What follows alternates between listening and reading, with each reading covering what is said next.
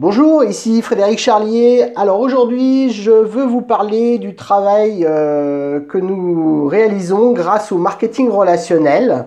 En fait, je vais vous expliquer ce qu'est le marketing relationnel. Alors tout d'abord, pour commencer, tout commence autour d'une personne, que ce soit moi ou que ce soit vous.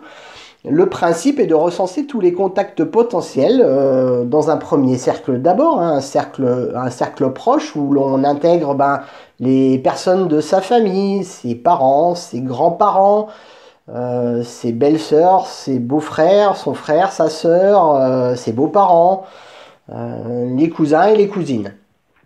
Le deuxième cercle est composé des amis et des amis des amis. Mais aussi, il faut penser aux amis de sa famille, hein, qui ne sont pas forcément vos amis. Dans un troisième cercle, on va retrouver quelque chose de plus général, hein, on va dire les collègues de travail, les relations plus lointaines, comme les personnes que l'on côtoie dans un club de sport ou dans une association. Ou alors des personnes qu'on n'a pas vues depuis un peu plus de temps, les personnes avec qui on a fait des études, par exemple. Donc le dernier nuage en fait va regrouper toutes les autres personnes. Alors ça peut être vraiment les commerçants que vous fréquentez tous les jours ou les personnes que vous rencontrez devant votre école tous les matins en emmenant vos enfants, dans les salles d'attente, hein, chez le médecin, dans une queue dans un supermarché. Voilà, vous pouvez discuter avec des personnes et rentrer en contact.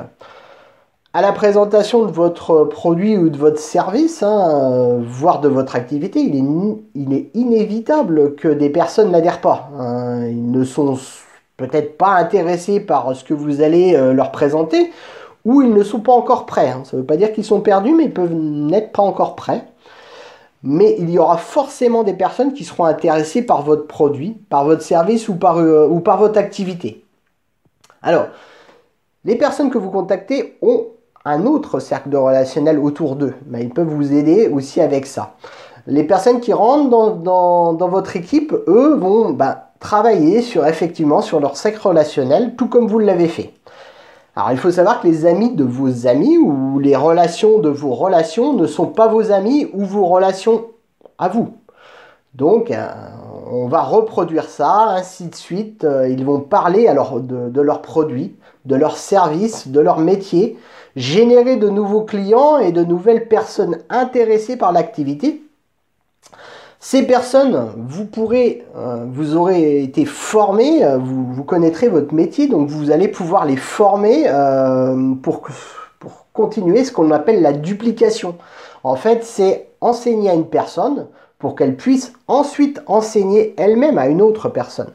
C'est exactement le même principe que l'école, hein. Un professeur d'école a été formé à enseigner à d'autres personnes.